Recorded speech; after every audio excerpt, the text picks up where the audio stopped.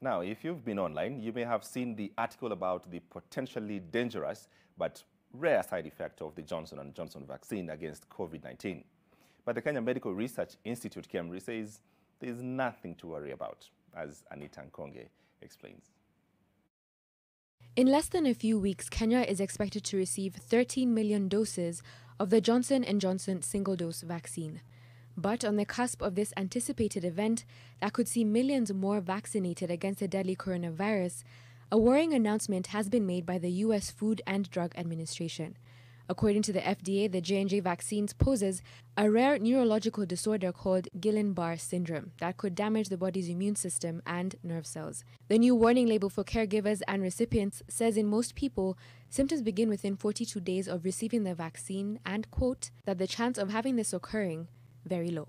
Coronavirus poses much more problems. It can kill you and can make you very sick, and we will do that quite frequently.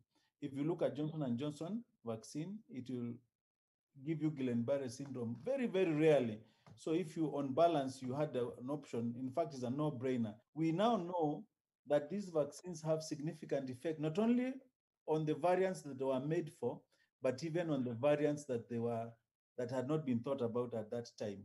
So it's so important for people to get vaccinated that this discussion actually is just a scientific discussion. By the time the findings were identified, the Johnson & Johnson vaccine had been given to more than 13 million people in the U.S. 100 preliminary reports of GBS had been recorded, with 95 of these requiring hospitalization and one reported death. This is not the first time that a COVID-19 vaccine has been in the spotlight for the wrong reason. We had a similar discussion around the AstraZeneca vaccine where clotting was considered to be a risk that one faced when vaccinated.